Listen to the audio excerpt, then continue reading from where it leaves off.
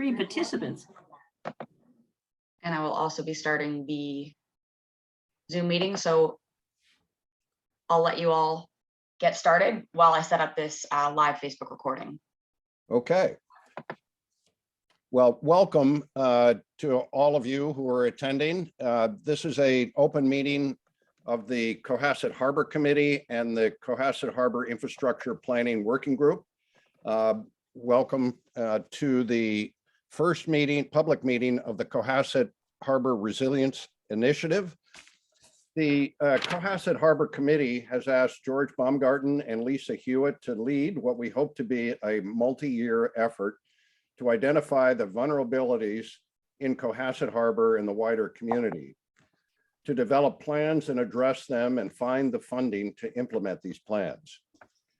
We are most fortunate to have our panel this evening, 3 experts in the fields of environmental and climate-related science. I thank them for their willingness to work with us on this critical issue. There is much to be done, and having the support of the community is very important if we are to be successful. Thank you for your participation this evening, and please let us know if you would like to help us as we move forward. With that, I'd like to turn this over to George. George, if you can let us know where we're going. Thank you. Thank you, Tim. And good evening and welcome. I'm George Baumgarten, member of the Cohasset Harbor Committee, and along with Lisa Hewitt-Dick, who is the co-lead for this initiative, we welcome you to tonight's forum about exploring potential impacts of extreme weather on Cohasset Harbor.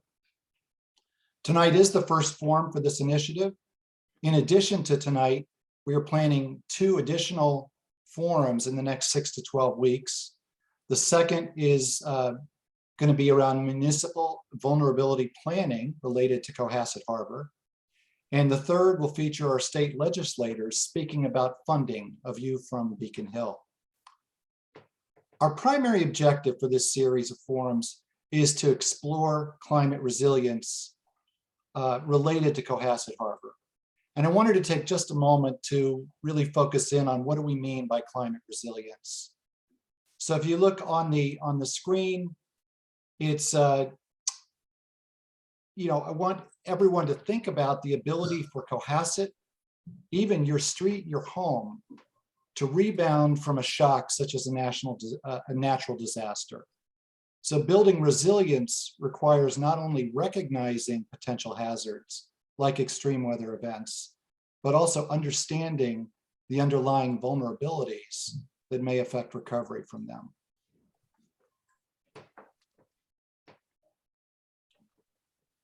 So as Tim mentioned, we are delighted to be joined by 4 expert speakers tonight.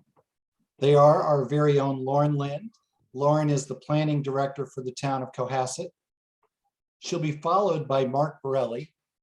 Mark is a PhD in geology and is with the Center for Coastal Studies. Mark led the Storm Tide Pathways study in 2019 and 2020 for Cohasset and Scituate under a grant from the state of Massachusetts. Tom Bell will be our third speaker. Tom's also a PhD in geology. His education and career is focused on hydrogeology and GIS. And Tom is also a member of the Cohasset Conservation Commission. And our final speaker is Jack Buckley. Jack is a conservationist and a longtime leader of the Cohasset Center for Student Coastal Research. So the format for tonight is approximately 45 to 50 minutes of presentation, followed by Q&A. Our ask of you is that you jot down your questions as they occur to you during the presentation, either as notes to yourself or in the Zoom chat. Following the 4 presentations, we will invite you to ask your questions during the Q&A sessions. So thank you again for joining us tonight. With that, I'd like to turn it over to Lauren Lind. Lauren? Thank you so much, George, and thank you all for joining us tonight. I'm going to quickly share my screen and walk you through a brief presentation to give you some background about some planning initiatives that we've taken in town in the past few years related to climate resilience. So first, I'll begin by talking about the Municipal Vulnerability Preparedness Plan, or as you'll hear us refer to it, the MVP program. This is a state program run through the Commonwealth of Massachusetts that helps communities define extreme weather and natural climate related hazards, as well as identify what existing strengths and challenges there are in the community, as well as vulnerabilities and assets. This planning process helps communities to develop and prioritize opportunities that the town can take or in city could take to reduce risk and build resilience. So the town of Cohasset undertook this program in 2017 leading into 2018 with help from our regional planning agency known as Metropolitan Area Planning Council. Here you'll see many of you actually may recognize yourself in this photo. This is a photo that was from one of two of the day workshops that they had for the MVP program. And then this is where the facilitators from our regional planning agency worked with stakeholders and interested parties in the communities to help identify these topics and how we could plan for resiliency in our community. Of a series of priorities that were identified, there were 11 that rose to the top based on the participants that were at those forums. And those relate to the topics that you see on the screen here. And I won't go into too much detail here because we've got a lot of great speakers lined up after me, and the MVP program and report are all historical information that you can access on the town website and by contacting myself, Planning Director Lauren Lind. But I will note for our purposes, two of the priority items that were identified through this program, coastal flooding protection and sea level rise planning, which we're going to get into much more detail tonight. Speaking of the MVP program, by becoming an MVP community, the town was able to become eligible for state funding and grant opportunities known as the MVP Action Grant, which the town partnered with the town of Scituate actually in 2020 to do a storm tides pathway mapping study for both communities through the Center for Coastal Studies, who you'll be hearing from right after I finish speaking. But before I get there, I just want to give you a little bit more background about sort of the planning initiatives that we've taken in the past few years after the MVP program. A couple of noteworthy long-range planning documents here. We have the 2019 Cohasset Master Plan, the 2020 State-Approved Municipal Harbor Plan, the update to the Open Space and Recreation Plan, as well as a 2020 Hazard Mitigation Plan update. All of these documents went through their own public processes involving stakeholders and getting feedback to try to create strategies and goals, both medium, short, and long term, so that we can, as a community as a whole, begin to look at this more holistically and plan for the future. What I'll also note is that you'll see here 2020 Climate Resilience Initiative. There's been sort of a groundswelling of interest in climate resiliency as we've seen in the past couple of months. And while we know that it's been identified in these plans, we're really hearing more from the community as we continue to see impacts from climate change impact our community on a day-to-day basis. So what we are looking to do as a town is to try to address and study some of our aspects related to energy, climate, waste reduction, water conservation, and land conservation, to take sort of a baseline as to what we've done so far, what our goals have been established, and then put out a Cohasset Climate Mitigation Status Report, which we are hoping to release within the next couple of weeks to a month with help from one of our part-time staff members, Brianna Bennett, who's our Energy and Environmental Assistant. So I've been working with Brianna as well as the Harbor Committee to put together this document, and we're really looking forward to releasing that. And ultimately what we hope to do is begin to further involve our stakeholders and interested parties in town so that we can convene around Earth Day in the spring for a summit to address a series of these topics and then identify where we want to go from here. So without further ado, I'm going to stop my screen sharing. Thank you all so much for your time, and I'm going to turn it over to Mr. Mark Borelli from the Center for Coastal Studies to give you a bit more detail about the project that we went through with the MVP Action Grant for Storm Tide Pathways Mapping. Thank you. Thank you, Lauren. All right, I'm going to share my screen. I'm going to stop my video just to sort of reduce the amount of bandwidth while I'm giving the talk. I'll share that, and then I will start the presentation. Okay, so hopefully you can all see that. Okay, all right, so basically, Lauren mentioned we had done a study for Cohasset and Scituate 2019 and 2020, and we finished it up, and we just want to, I want to basically, well, first of all, let me say thank you for having me, and I want to, not all towns are doing this. You guys are ahead of the curve, good for you. There's a lot going on, and to have 50 or 60 people here on a weeknight having this discussion is phenomenal, so good for you guys. So what I'm going to do is I'm just going to jump right in, and I'm going to show you how we map storm tide pathways, and then I'm going to show you the results from Cohasset.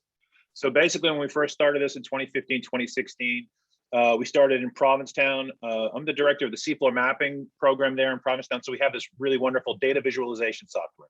So we can take data like LiDAR, right? This is LiDAR data, and it's three-dimensional data, and it's really high resolution, and we just use the best available data that we have. And we take these data into our data visualization software, and we can do all kinds of analysis, right? So this is downtown Provincetown, and when we started doing this, this is what you could see in downtown Provincetown in Surging Seas. Now, this is a website that does this state by state, so they do a huge amount of work. But as you can see here, this is as far as you can zoom in, right? You can't zoom in any further, it's all grayed out. So we thought to ourselves, if we're gonna give these data to town and do this kind of work, we wanna give them higher resolution data so they can zoom right into really anywhere they want in town. So we're all using the same data, right? We're all using this wonderful elevation data, this LiDAR data that NOAA and other agencies collect for us. So again, we're in downtown Provincetown. Now we zoom in here. What we can do with our software is we can drape an aerial photograph over that LiDAR data. And now the photograph becomes a three-dimensional surface, okay? So we zoom in using our software and we start to raise the water up. This is downtown Provincetown. And right here, before there's any hydrologic connection, we can draw a profile in the software, and it's just like sort of slicing a cake, right? So you can see as the water raises up in Provincetown Harbor, you have what we call storm tide pathway. If you can stop water from flowing in this area, you stop this area from getting flooded. And that's what we're really going for. There's another storm tide pathway, and if you can stop water flowing here, you can stop this entire area from getting flooded. Now, for better or for worse, we did the study in 2016. It came out in 2016, and in January of 2018, we all know what happened, right? We had our new storm of record. And I'm going to ask you to keep your eye on the flower pot here. This is downtown Provincetown, right where that storm tide pathway was, about an hour before high tide on January 4th, 2018, and this is all salt water. There was a huge amount of damage done to the town that day. I'm going to show you this video here. It's a little grainier. You can see the flower pot's making its way across the intersection, but I'm including it because of what he does here. He's going to pan to the harbor, right? He stops here, and if you notice, these are all underwater. This is a huge amount of water for downtown Provincetown. It was about a half a foot high, just a little under half a foot higher than the blizzard of 78. So Provincetown really got beat up, as did a lot of Massachusetts. When we create these storm tide pathways, we have GIS data. This is the stuff that Tom works with. And just another pat on the back to Cohasset. To have somebody like Tom Bell helping out the town is really extraordinary. You've got a ringer, so use them as much as you can. But so we have this GIS data, and you can mouse over it and it shows you what the elevations are, and it shows you where all the water is going to flow. So as soon as that water reaches a certain elevation, there's going to be water flow over the land. We created a stormtides.org website. Now, it doesn't have the Situate Cohasset data on there because we hadn't put it together when we were doing your project. We could do that, and we maybe we will in the future, but you can go online and link to see what these data are, link to the National Weather Service predictions in real time. And we have our data, and you can change the elevation and the heights and zoom in and zoom out and go all over. But now I want to jump into the Situate, rather the Cohasset data here. Again, when Lauren said, when we did the MVP program grant, they do like to have multi-towns, regional efforts. So we put Cohasset and Situate together. You guys, unfortunately, you got a lot of low-lying areas and you get a lot of water flowing. Saturday could be interesting for all of us, really. So what we did was we started with doing the analysis using the LiDAR, and we found 443 potential storm tide pathways throughout both towns. We did our field work from November to March, and we would go out and use GPS, and we would GPS each one of these sites, right, with an RTK GPS, so really high resolution GPS. Oh, sorry, jumped ahead there. And this is the GPS. So we would actually shoot each one of these throughout the town. And the accuracy of this instrument is in the vertical, it's about an inch. So it's really the gold standard for positional data. And we just went out through both towns and got all these. So started with 453. We ended up with 465. We have 330 verified and 135 unverified. Unverified means we couldn't actually get there, which almost always means it was private property. So while we don't remove those storm type pathways. We just say they're unverified. So there's something that you should look at, right? You should be aware of it. And if you can get permission to go on the private property, you can, but we don't have, you don't have the kind of time to sort of find each one of these on private property, get permits and things like that. So, but we had that final data set. And again, by town, there's 300, almost 300 in Situate, and you guys had 166 in Cohasset.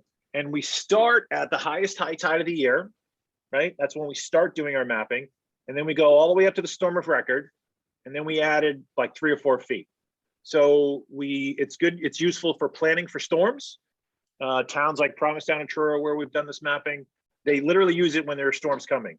So like for Saturday, I can guarantee you there are people in Provincetown, Truro, and all the other towns in Cape Cod Bay we've done and on Nantucket. They're going to be looking at these data and seeing what the predictions are. And then they're going to look at, which storm tide pathways are within that range. So if it is a 10 or 11 or a 12, they can call these up and look at those places, look at those locations and see how much water was going to be there at that time. So again, we break it down. Once you have these data, and Tom is looking at these data, you can look at them in a lot of different ways. So you look at them by elevation and where all the storm type pathways are and find out, again, for a coming storm, where your storm type pathways are going to be. And again, each one of these storm type pathways has a latitude, a longitude, and an elevation. So you know exactly where it is. You can look at data like this, right? So we put all the storm type pathways by elevation, and you can look at the storm of record. So this is the January storm of record. This is I think, for me, this is pretty interesting. If you look at just a foot above the storm of record, right? So these are storm type pathways that have never flooded in recorded history, right? No one's been around when this much water has been in Cohasset. But if you just look at these, and now this is for both towns, but I'm just going to pull the ones out in Cohasset. So you guys have 21 storm tide pathways that are less than a foot above the storm of record, and they've never been flooded, right? So these are places that no one knows to do anything. I mean, if you have the storm tide pathways that are just below the storm of record, people have been around, they know when the storm's coming, let's keep an eye on these. You can, there's sandbags, there's those portable flood walls, you can block off roads. You have 21 storm tide pathways that have never been flooded. So these are the kinds of things that the data sets that we have, the maps that you all have, the GIS data can be really useful for planning purposes. And Tom's going to get into more specifics. So again, this more of this same kind of thing. These are the storm tide pathways in Cohasset that are above, just above the storm of record. Another interesting fact, which kind of scary when you think about it, and I didn't break this out by town, and I probably should have, so I apologize. But for every, again, we go above that storm of record, for every 6 inches of total water level increase, there's 100 acres of inundation, 100 acres more inundation for every 6 inches. And this is throughout Situate and Cohasset. And we can narrow that down for Cohasset, but if you think about that, so you have the storm of record. If you add 6 inches on average throughout this data set, you're gonna have another 100 acres of inundation. So if it's a foot, it's 200 acres. If it's a foot and a half, it's 300. Now that's an average, but it's a pretty good average. It's a pretty good mean with not a high standard deviation. So it's something to think about when we talk about 6 inches of sea level rise. When we talk about a storm surge that's a little bit higher than the last time, it can make a big difference. That's last thing I'll do before we get into Tom's more specific stuff is we'll talk about, this is something that just happened. This is October 27th, this year, or last year, sorry, 2021. And this is, you go to the NOAA website and you can see these data. So this is, the blue is the predicted, the green is observed or verified. And then the difference is the storm surge, right? So on October 27th, we had a 3.5 foot, 3.61 storm surge on that storm, but it was a neap tide. So it wasn't that bad. A week later, or about 10 days later, we had king tide. On November 6th, we had these big king tides. Now, if this storm surge peaked with this king tide, you would have had 15.15. That's our storm of record in Boston. This is the Boston tide gauge because it's got a longer record. So you would have had that 3.6 plus that 12.09. That would have been a half a foot higher than the storm of record. So you just had a storm surge in October and a king tide in November that missed by about 10 days. And had they happened together, you would have had the biggest storm you've ever seen here by half a foot. So these things aren't that rare, right? They're not that unusual. and it's like a spinning wheel, and every once in a while everything lines up and it hits where it needs to hit. You have these big storms. So yes, they're a storm of record, and we call it, and that's the last thing I'll say is, we have this thing we say, we 100-year storm. Well, we had a 100-year storm in the blizzard of 78 was a 100-year storm, but we just had another 100-year storm in 2018, 40 years later. So we have to be careful with that terminology, right? It's a return frequency event. The odds of it happening in any given year are 1%. So over 100 years, it's going to happen. But you could have a 100-year storm every year, right? It's just unlikely. But we have had 2 100-year storms in the last 40 years. So these things are changing, and the fact that Cohasset is on this now and thinking about it, thinking ahead, is really great. I'm going to stop sharing now. I'm going to go over and I'm going to give it over to Tom. And again, we're going to get to questions later. So looking forward to it. Okay, so I'm going to share my screen here. Great. Thanks, Mark. That was really great. I hope you can all see that. Yes. Yeah, good. Okay. My numbers are going to be a little bit different because they're referenced to a different datum, but they're essentially equivalent. So where Mark left off, I'm going to pick up and show some specifics about what would happen in Cohasset. And let me be able to advance this. Here we go. So our recent storm of October 27th was pretty dramatic. We all were in awe in the number of large trees that went down, and I think we really focused on that. It was not, there was no flood, so it sort of maybe slipped through the cracks of thinking about it. But as Mark pointed out, there was a storm surge of 3 to just over 3.5 feet, but it was over 3 feet for 12 hours. That's 2 tide cycles. That's pretty critical. So we saw the trees go down. We saw some boats wash up.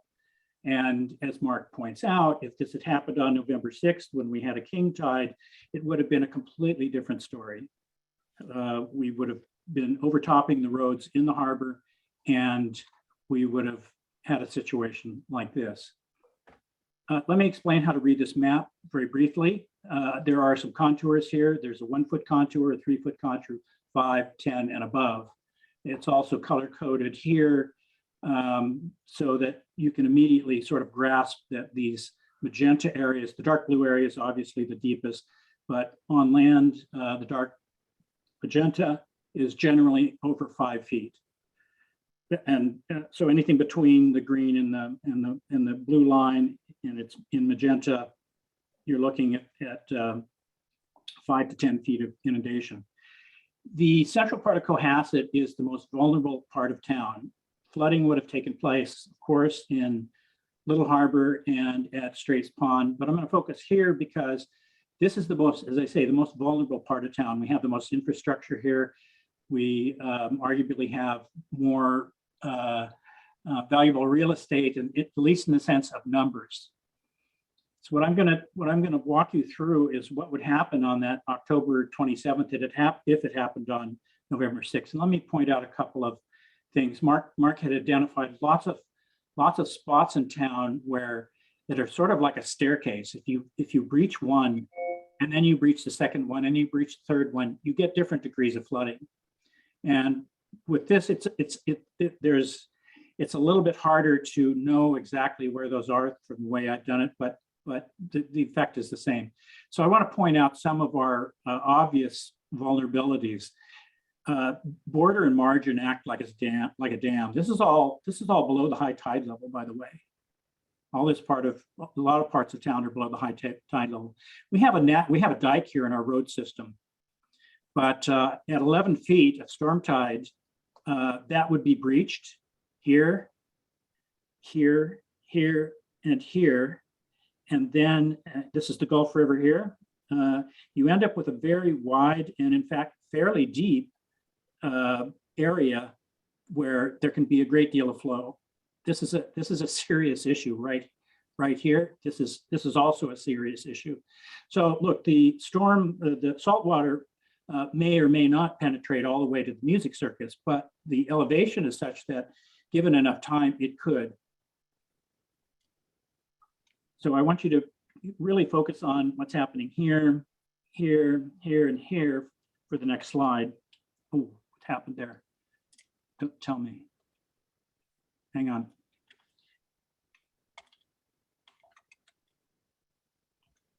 Got it.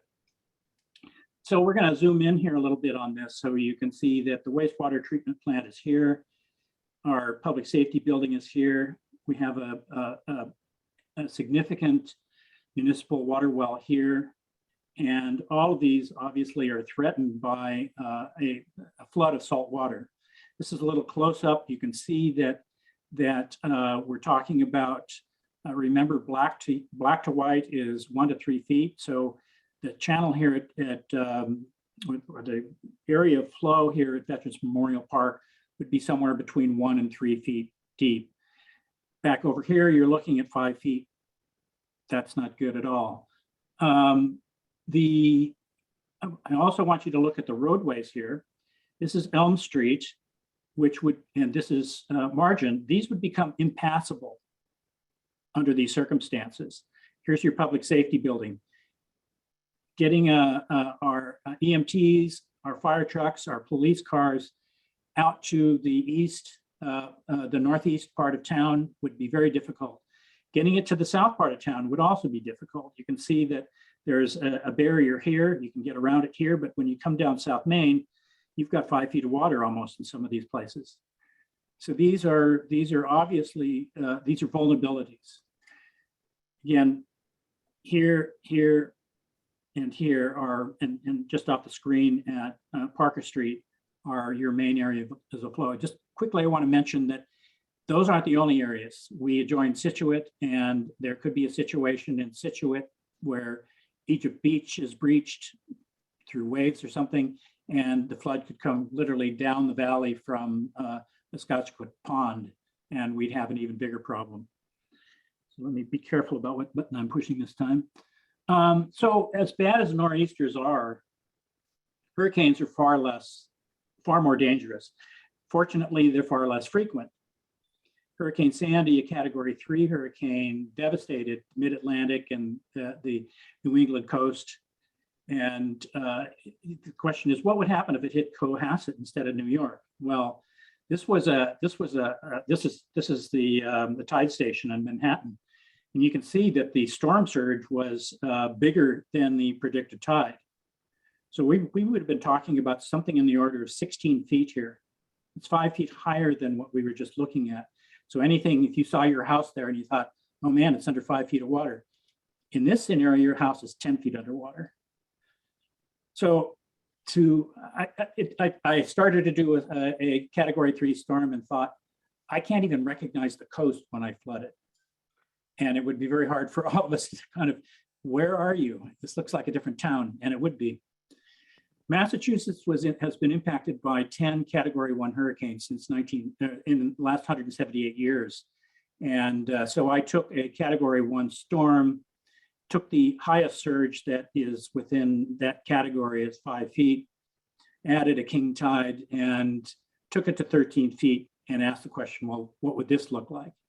And bear in mind that hurricanes also pack a heck of a lot more water because they're coming off a warm Atlantic instead of a cold Atlantic. So you not only get a 100-year storm in terms of coastal storm surge, you probably get a 100-year storm in terms of rainfall as well. So here's what it looks. The first thing I'd call your attention to is the footprint of the flood really hasn't changed much. It's pushed a little past the, on the west, it's pushed a little past the music circus up here. It might potentially affect another couple of wells. I don't know whether we use these or not, but there's a couple of wells here at Sawyer Street. What's really happened here is you'll see that from Sandy Beach, all of a sudden you've got water flowing down Atlantic Avenue here, or connecting. It's not necessarily flowing. This is still water. This is still water flooding. And once these two meet, of course, there's not a lot of flow between them. This zone of storm tide flooding is now gone to 5 feet, and it's gotten a little bit wider. So you're going to get greater flow here. The danger here, of course, is there's a drop off on the landward side of this road. So when that salt water starts plunging off that drop off, it's going to start peeling its way back towards Cohasset Harbor, digging a channel. And if that actually cuts through all the way, we're not talking about 5 feet anymore. You're talking about more like 10 feet. So this is a serious vulnerability here. Notice that this one's gone 5+ feet everywhere. There's serious potential for flow here. Houses that might have only seen 3 feet of water might be seeing 5 now. So a hurricane poses significantly greater risks. And Jack will talk more about this than I will, but you also have to remember that there's water arriving from the west in our assumed 8 inches of rain. Let's assume it's a 100-year storm, and 100-year storm here means 8 inches of rain. So you're getting it from both ends here, both sides.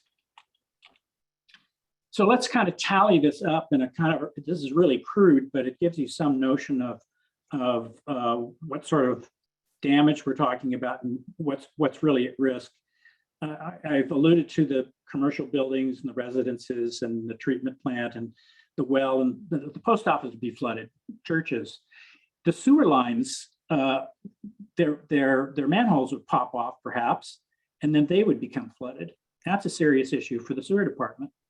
Damaged roads, yes, not just Border Street or Margin Street, but any place where the velocity is high and there's a steep gradient on one side of the road or the other, there's potential for erosion.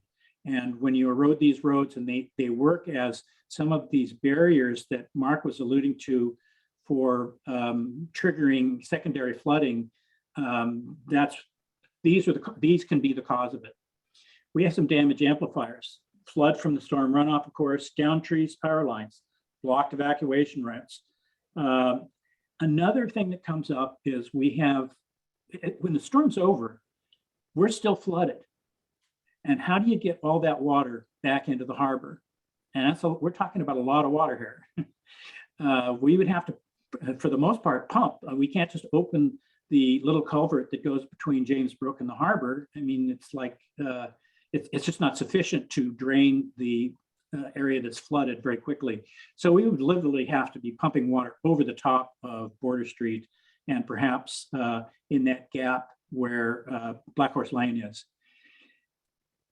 Well, I did a very conservative estimate of what the total damage would be. And believe me, this is very conservative. I didn't consider damage to anybody's vehicles, to their backyards, their front yards, sidewalks, nothing, their vegetation.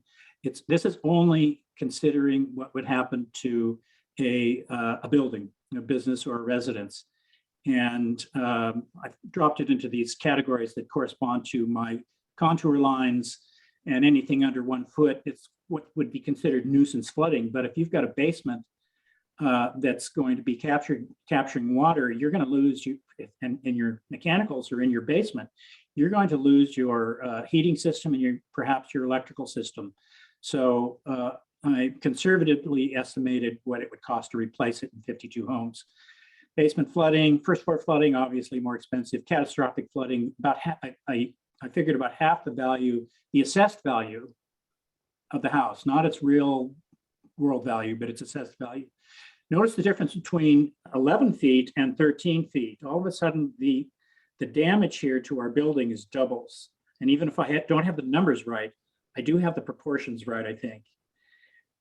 The 72 here end up getting bumped into these categories. And so there's a progression here. You may only see, you have 52 here and it stays at 52, 53, but that's because the footprint didn't change much. But as the depth increases, some of these guys move into a higher category of damage. Just about done here. I want to put this in the context of the James Brook watershed, which I've outlined in black. Of course, a watershed means that every drop of rain that falls within that black boundary ends up in groundwater or as stormwater runoff. This is the channel network. This is these are floodplains, these lighter areas prone to flooding. And this is the footprint of our 13-foot storm. And remember, the footprint here isn't much different from the 11-foot storm.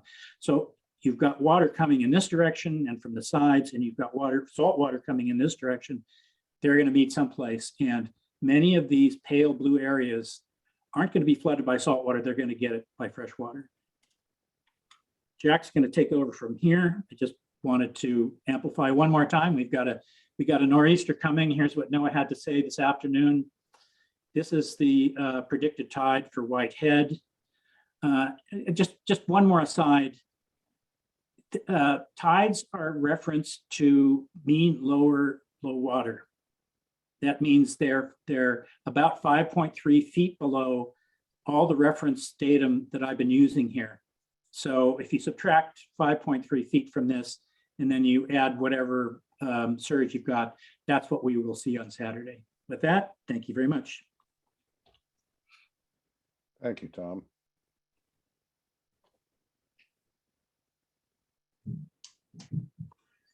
All righty. I think I'm up here, so I'm going to share my screen. And can everybody see that? Yes. Great.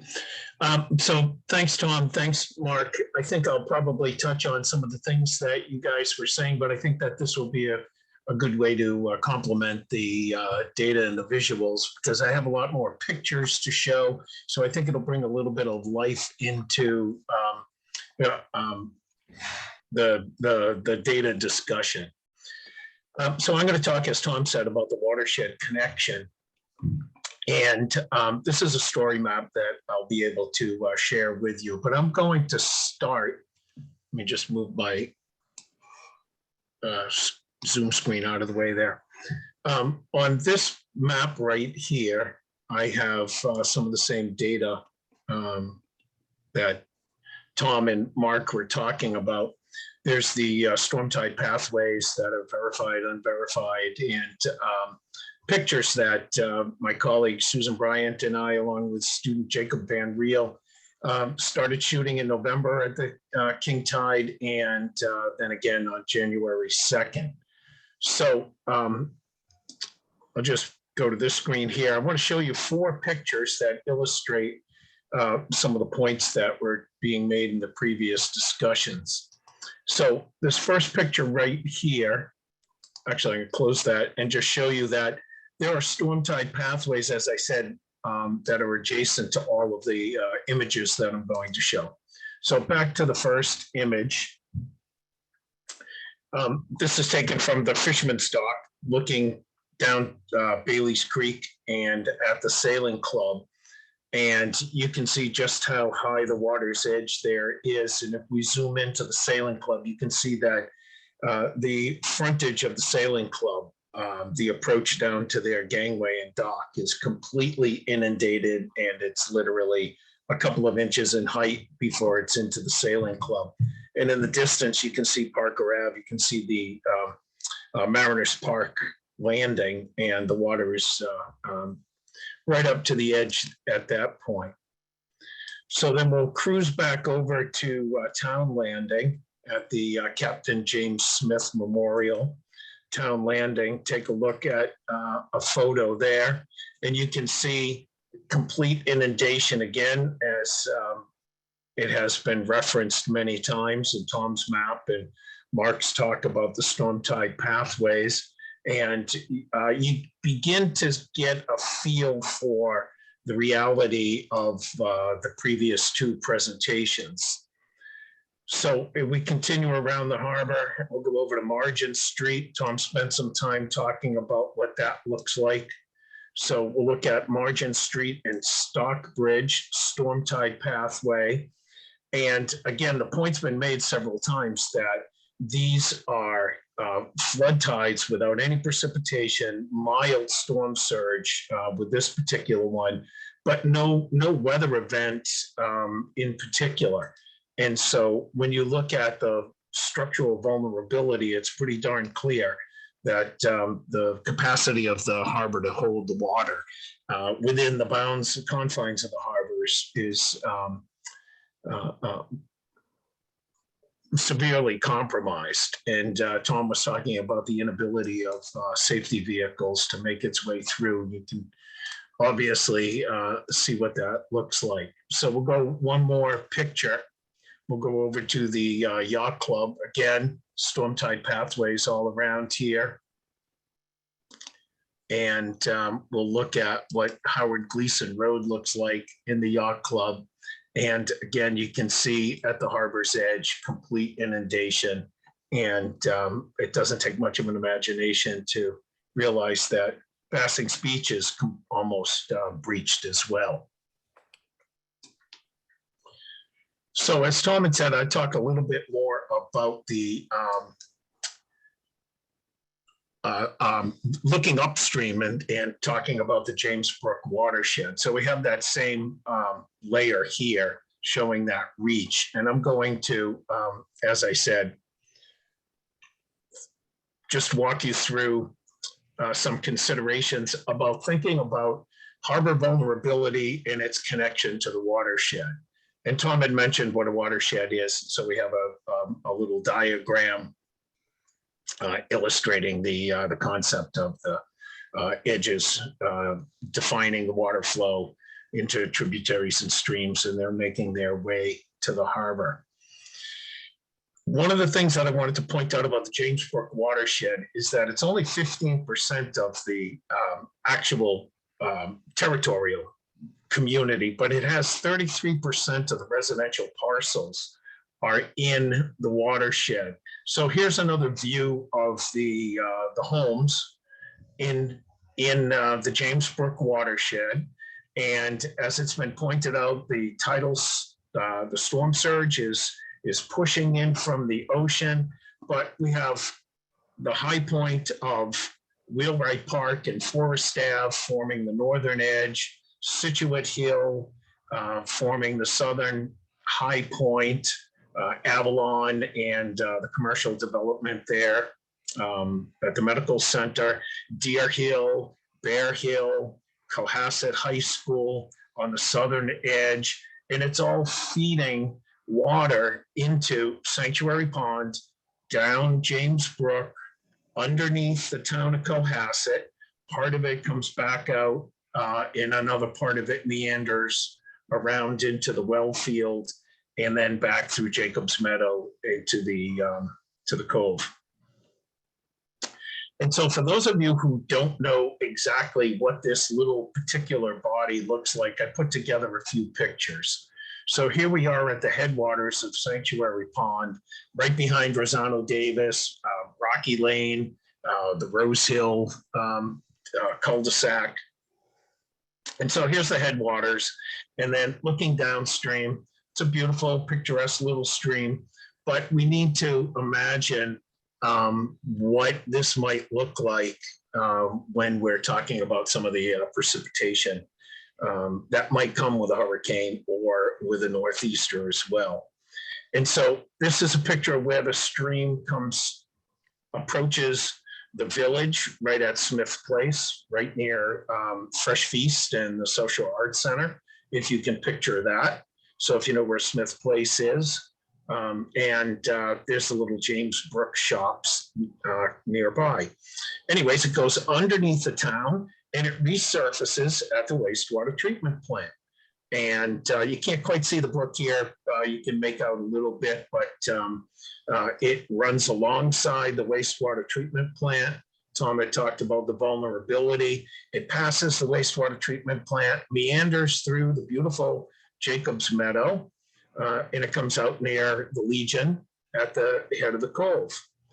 And I purposely chose this picture because we have water coming downstream in the James Brook watershed. And you can see there's no water. There's no place for the water to go. So if we get that triple whammy of a king tide, high storm surge with precipitation, there's that collision that Tom had talked about where water trying to get out of the harbor and the water coming into the harbor, there's very little room for it to go. So a little bit about the new normals. NOAA is predicting that there's going to be a wetter New England, and that's the trend that they are forecasting in their new normals.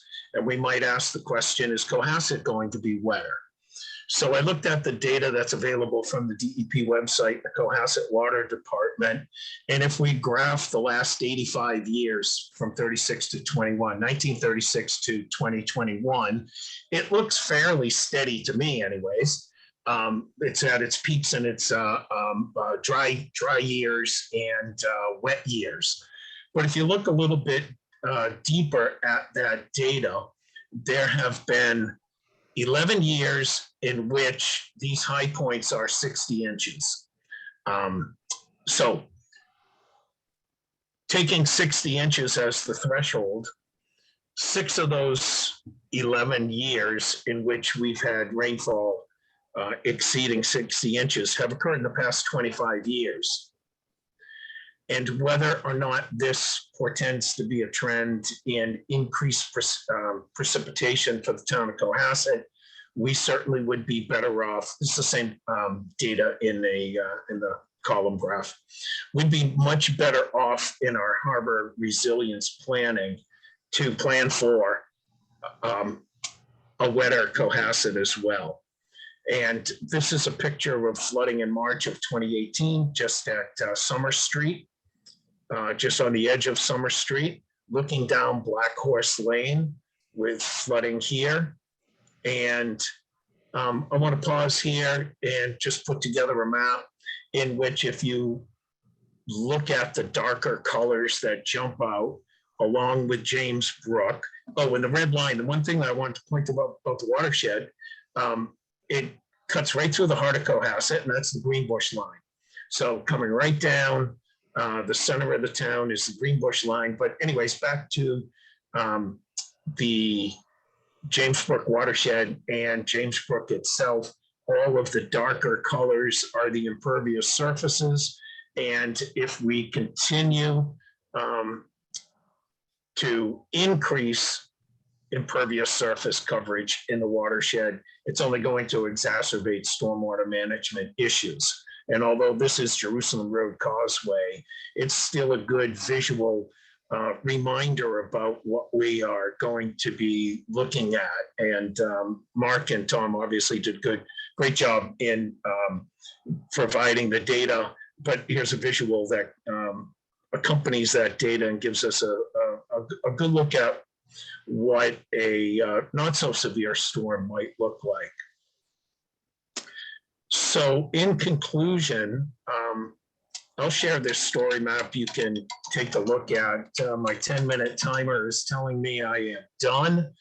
And there's a little video here. This is Margin Street. I shot a 30-second video that shows on a dry day, low tide. Here's a salt marsh, and there's water coming into the harbor to illustrate the concept, or to drive home the point that harbor resiliency is connected to the watershed, and watershed planning and stormwater management are equally important.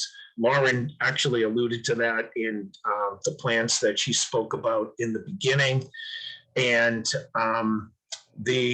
I'll wrap up my part here and simply say that the Cohasset Municipal Harbor Plan reminds us that the harbor area does not exist in isolation.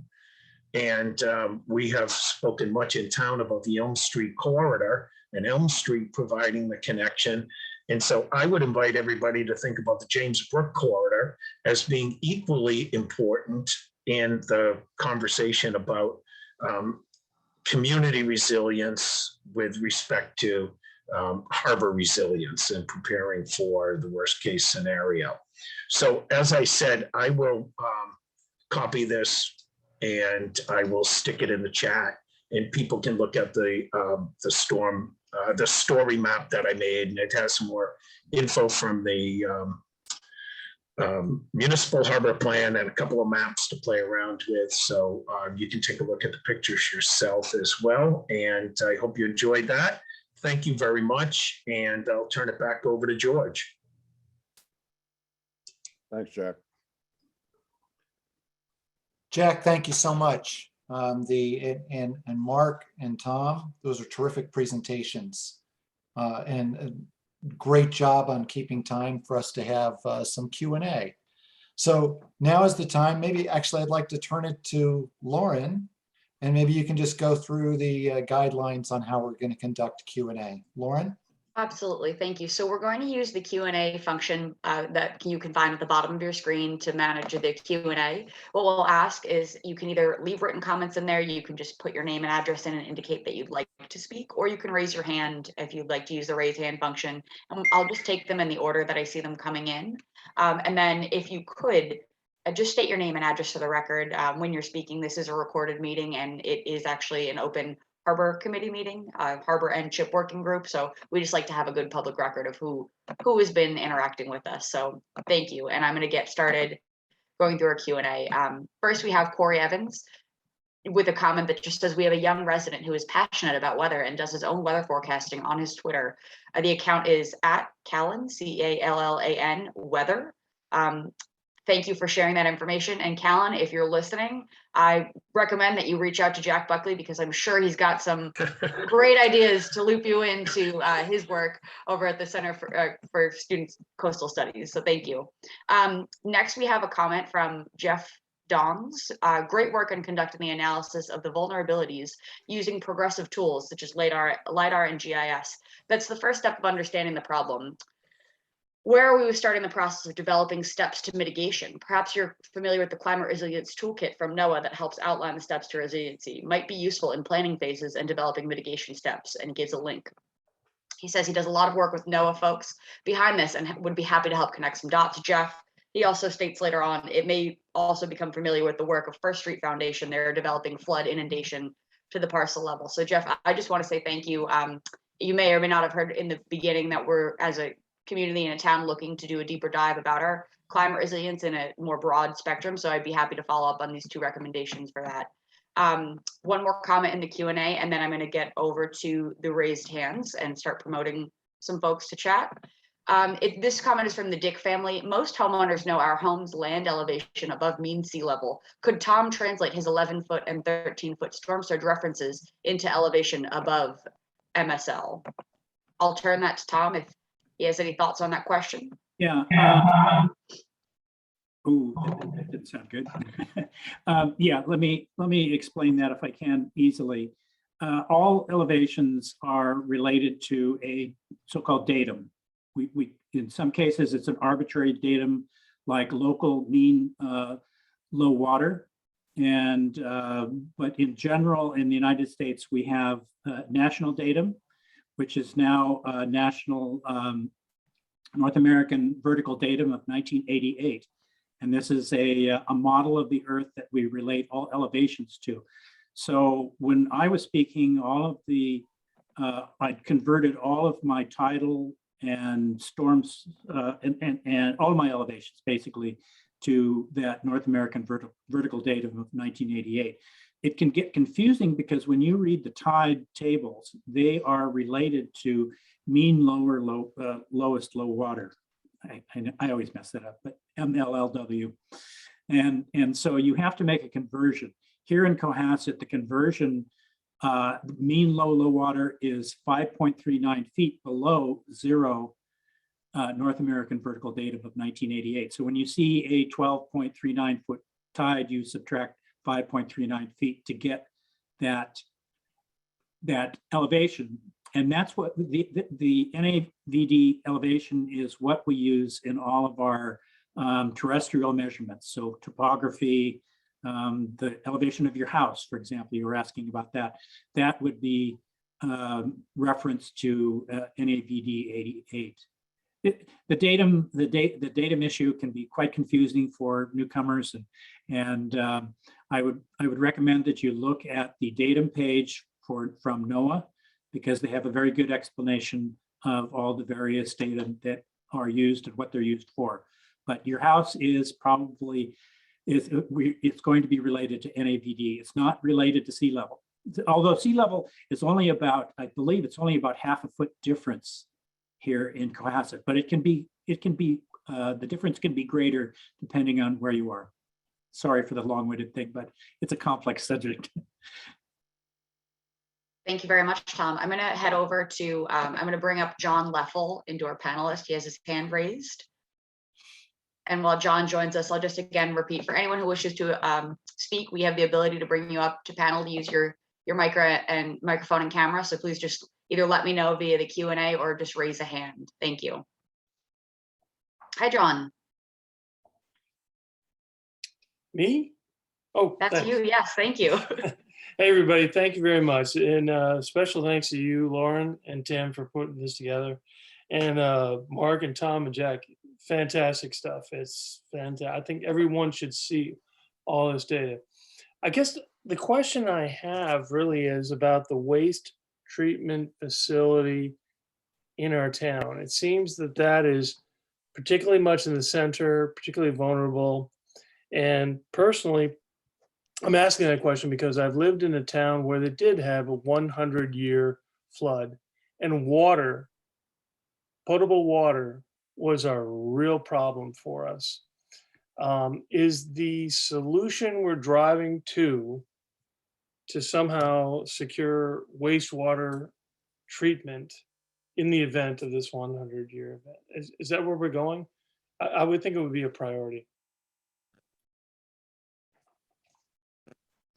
Thank you for that question. I'll also just echo that we received a similar question referencing wastewater treatment plant from Corey Evans of 313 North Main Street, asking, one of the maps presented by Tom Bell showed the wastewater treatment plant in the middle of what seems like a high flood area as part of our vital infrastructure. Could you expand more on flood levels in your analysis? So I want to thank everyone for bringing up this point. It's certainly a big factor to take into our resilience planning. And as we continue to explore our MVP Action Grant Program opportunities, I think this is a vital opportunity to take a look at that interaction between the two of them from a public health and wellness perspective as well. Do any of our panelists have any comments to add? Seeing none, I'm going to bring up some more. We have Nina Miscotia and Jack Creighton who would like to address the board. I'm just going to start bringing folks in. All right, Nina, thank you for joining us. Hi, I am actually a resident in Cohasset, but I'm here on behalf of Representative Joan Machino. But I was curious about the condos that are being built right next to Cohasset Harbor, where the hotel is now. And I did research into sort of Boston, like sort of doing their open space plan and new seawall ideas. Wouldn't that sort of be more of a benefit rather than these buildings that are going to be flooded eventually? So Nina, thank you so much for that question. The property that you're referencing, many folks will be familiar. It's the current height of the Cohasset Harbor Inn. It is also known as 124 Elm Street. That project, it's a private property development. It has gone through local and state review. Something that they have to do as a part of their proximity to the watershed is bring their project into compliance with current FEMA flood elevations. So the actual redevelopment of that parcel is ultimately going to become a more resilient parcel than what exists in current day standards. The structure that's there is several decades old, so would not have been in compliance with current day standards. So they have gone through extensive permitting with the state as well as local jurisdictions to make sure that what they're doing at least is an improvement to what would be there and that had been there. Lauren? Yes, Tim. Let me just add, in addition to the new construction for Cohasset Hospitality Partners, the condominiums you referred to, there is a town working group, part of the Master Plan Implementation Committee, called the Elm Street Corridor Working Group. And one of the things we're looking at, in addition to redesigning some of the parts of the Elm Street and the intersection down by the what is now the Cohasset Harbor Inn, is looking at what we can do as we improve that area to make it more resilient to potential flooding. And there are a number of things we are looking at that would be both stormwater mitigation, stormwater flooding mitigation, as well as sea level rising and storm surge mitigation. So very good point. As our speakers have pointed out, that's really kind of a key point, not just Elm Street, but also James Brook. So we are looking carefully at that. Thank you so much, Tim, for that additional information. I'm going to turn it to Tom Callahan in a moment, who's a member of the planning board, as well as the zoning bylaw working group, who's working on a rewrite to our zoning right now. He would like to address some comments. While we wait for Tom to get his microphone ready, I'll also just take a couple more of our written comments. We have Jean Haley Dippold. Thank you so much for the incredible presentations. Will the committee be posting their presentations along with the recording? I think the public would really benefit from seeing and studying these presentations. And the answer is yes, Jean, and everyone watching. We will make these presentations available under the Harbor Committee portion of the town website. So we'll work to get those up as soon as possible so that all this information can be publicly accessible on the website. And if anyone has any questions or issues navigating the website, you can reach out to me. My name is Lauren Lind, Planning Director, and my email is L as in Lauren, Lind, LIND @cohassetma.org. Tom, are you ready? Yeah, Thank you, Tom. I really didn't expect to speak tonight, but and I'm Tom Callahan, 35 Hillside Drive. I'm just speaking for myself, but I'm a member of the planning board and the zoning bylaw working group. And the bylaw working group is looking to update and redo our current zoning bylaw. We have two provisions, Article 9, which deals with our floodplain and water protection district, and Article 14 that deals with our water resource district. And then we also have a zoning map that creates boundaries for those two districts. Right now, in any iteration of what we're discussing, there's no proposed changes to either of those articles. So I'm not authorized to hire a consultant or pay anybody money, but I'm asking for some volunteer help at this point to look at those two articles and our map of these two districts and see if we need any changes in light of climate resiliency. Ultimately, if we're going to deal with this issue, there are going to have to be changes on the ground. There was, just a question about the hotel project that was the result of a certain bylaw. We have other proposals in the harbor that are dealing with our existing bylaws. And just as a member of this committee and who's very involved in looking at the rewrite of the bylaw, I'd just like to enlist whatever help I can get to look at these two particular sections of our bylaw and suggest any changes that we should be making. So that's all I wanted to say. It didn't necessarily, I didn't want to do it like as a public speech here, but if anybody can help in that and wants to help look at that, your help would be welcome. I would say that to the extent that you're dealing with floodplains and boundaries that are defined by our topography, I think Mark and Jack and I would greatly encourage you to use the latest digital elevation models for defining watershed boundaries and floodplains, et cetera. And so I can help you with that if you want. Yeah, I mean, I understand that we may have to hire a professional consultant. I just personally, as one member of this committee, can't commit to that at the moment. I don't know, in so many areas of zoning, there are model bylaws that are put out there. I don't know if there's model bylaws that are dealing with climate resiliency yet, but if anybody knows of them, please forward those to me. But, I would love to get your help, Tom, and everybody's help. And if, we have to deal with this on a compensation basis, we'll deal with that. But right now, I'm just telling everybody, we're not looking at these two sections of the bylaw for any particular change, but I'm asking all of those of you who are involved in this issue and expert on this issue to suggest them to us. And I'm just opening the door for that. So. Tom, if you could put your email in the chat, that'd be great. Thank you very much, Tom. I also just wanted to note we had two hands up that I had joined us as panels, Jack Creighton first and then Steve Wenner.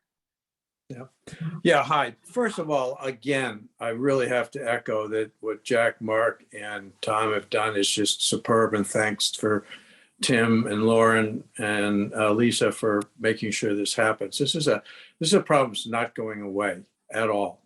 I also serve with Tom on the bylaw rewriting, as well as the selectman's representative on the harbor.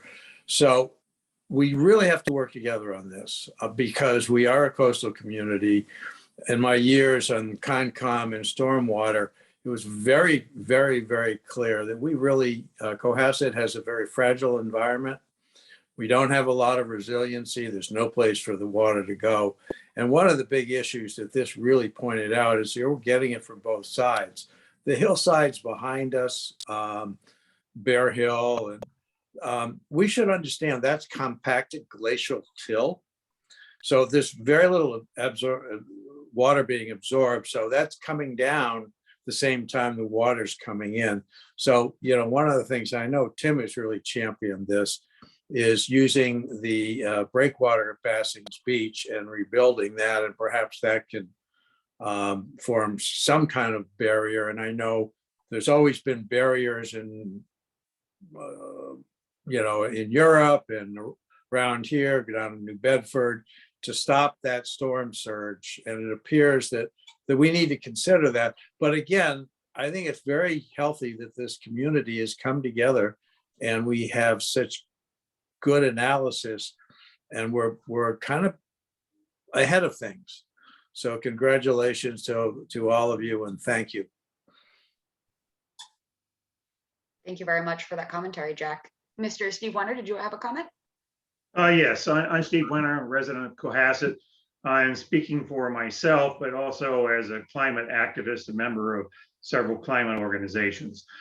Wow, what amazing presentations we had. The risk of flooding is worse than even I had thought from looking at the models. I consider myself a pessimist. I want to mention that from NOAA's data, as interpreted by Surging Seas and also the Union of Concerned Scientists, Massachusetts harbor is we can expect a higher sea level rise in most coastal areas of the United States. They're predicting 6 to 8 feet of sea level rise by 2100. And of course, it doesn't stop then. It just keeps on going up from there. Well, if we are able to meet the Paris Climate Accords, the models also predict that the rate of sea level rise will be cut about in half.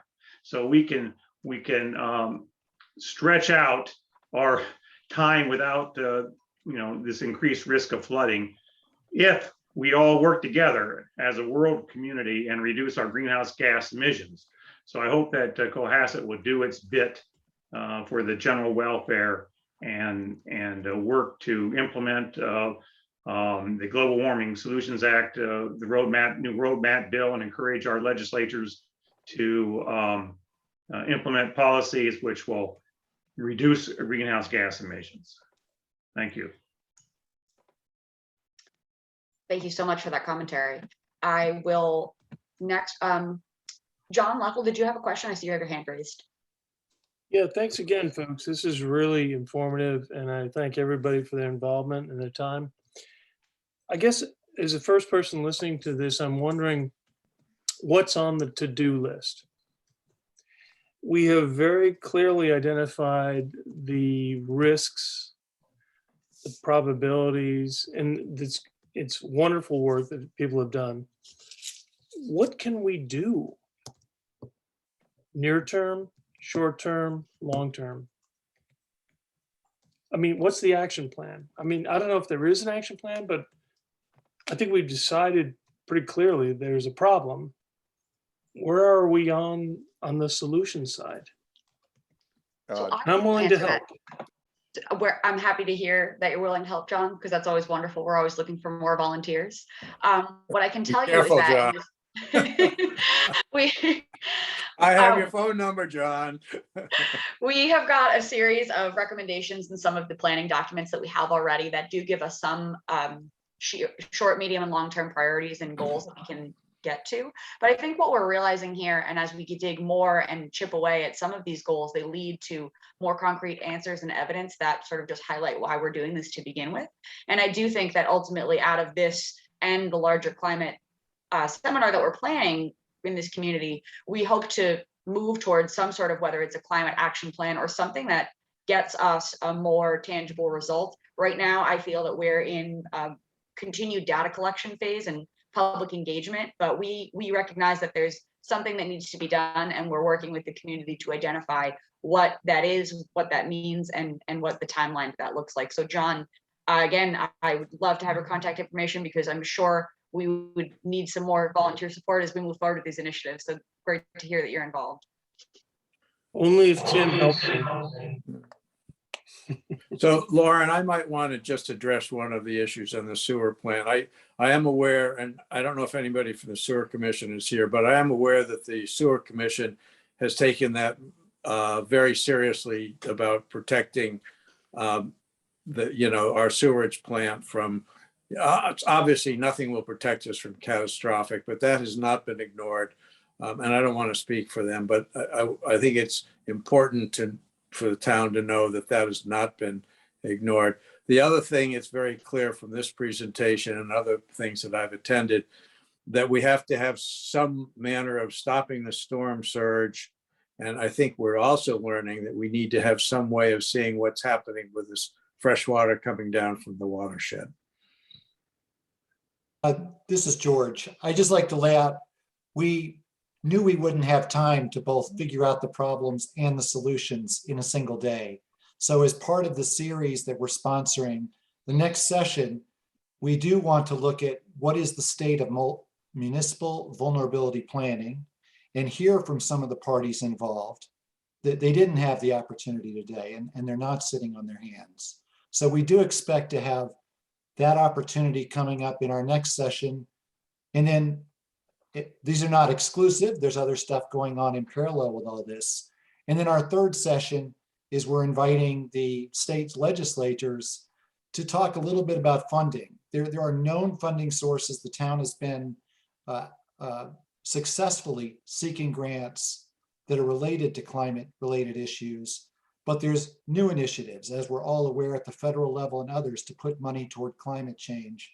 So we're going to try and get a real-time view of that, hopefully in a March timeframe, view from the legislator on what are funding opportunities to then go after some of the solutions that are identified as part of an action plan. Thank you. Thank you all very much. I'm going to read a couple more of the comments from the Q&A section. We have Susan Hoadley. Thank you for this important and informing session. We would like to ask if you've seen any predictive modeling relative to the VE15 and AE11 zone lines that occur at the southern edge of the harbor. I'm gonna throw that either to Mark or Tom. So we're talking about V zones and A zones. So we're talking about the federal insurance, flood insurance rate maps. I haven't seen any predictive models. I would say that using flood insurance maps for anything other than flood insurance is tricky. They're built for one thing. They're put together at a certain scale. And when you try and use one data piece of information for another reason, you get very sketchy, right? It wasn't built to do a sort of parcel by parcel assessment. So when you start to get down to that level, you really want to get, you want to get engineers, and you want to get people doing site-specific surveys, things like that. I would, flood insurance maps are great, but they're only great for flood insurance, as far as I'm concerned. I'd amplify that even more to say that they're not really at the kind of scale that we're capable of these days. The new digital elevation models give us unprecedented ability to look at very small parcels, very in great detail. And the FEMA maps are very generalized. So they as Mark says, they're great for insurance, but this is not the sort of analytical data that you want to use to actually evaluate flood risk necessarily. And I believe they were built quite some time ago. This is, I don't remember the vintage of the ones we're using now. I was just looking at some from 1986. I think these have been updated and about 10 years ago, something like that. Mark, maybe you are better versed in that than I am. But No, that's about right. Yep, Yeah. that's about right.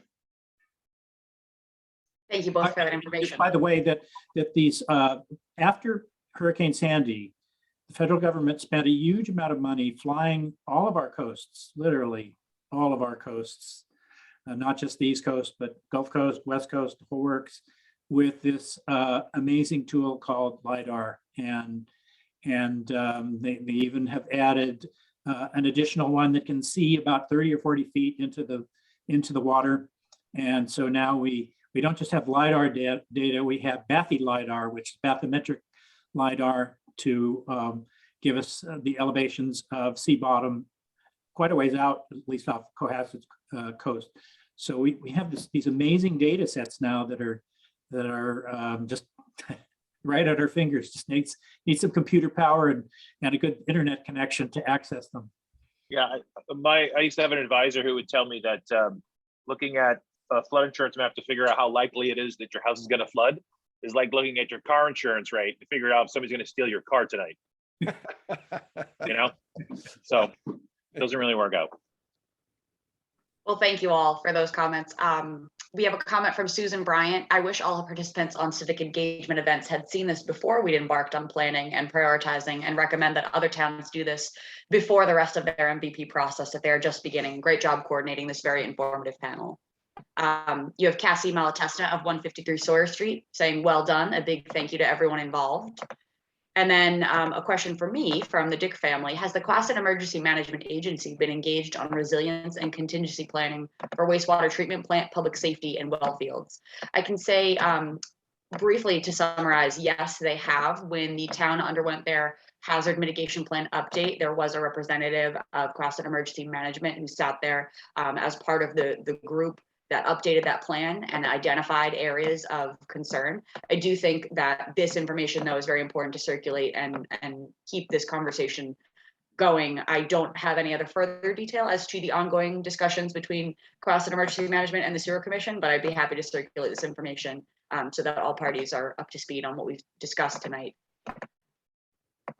So that's all for our answer or questions in the Q&A section. I don't see any last hands up, so I'm going to give just a quick, if anyone else has any remaining comments, now would be the time to either let us know or raise your hand. And in the meantime, I just want to take an opportunity to say thank you so much to all of our attendees. There was a great attendance here tonight. Thank you all so much for your interest. Thank you, Mark Borelli, for coming out and joining us in Cohasset virtually to present this information. To the other speakers, Tom, Bell, Jack Buckley, and to George and Lisa for organizing this, and of course, Tim Davis for all your leadership with the Harbor Committee. And thank you to, we had numerous elected officials come out, many of our select board members. We have Jack Creighton here as the panelist who was speaking earlier, but we had several of the other members of the select board, among Cohasset Conservation Commission members, planning board. So I think we got a lot of great representation from our elected and appointed officials. So thank you all so much for your time. I'm not seeing any more comments or hand raised, so I'm going to turn it back to George for some closing remarks. Thank you all for listening to me. Thank you, Lauren. I can only second it. Really great presentations. Really appreciate those of you in the public who raised your hand, who asked questions. Your engagement is also what this is all about. And we look forward to continuing this level of engagement and ideally this level of expertise that's brought before as we try and grapple with these weather and climate change related events. I do especially want to thank the speakers who spent a lot of time and a lot of effort trying to anticipate your questions and anticipate a flow of this conversation. A really great shout out to Mark, to Tom, to Lauren, to Jack. Thank you so much. And I guess on behalf of myself and Lisa Hewitt-Dick, who helped co-organize this effort, and for Tim Davis, thank you very much for attending tonight. Thank you, everyone. Have a good night. Very good. Thank you. Thank you. Thank you. Bye-bye.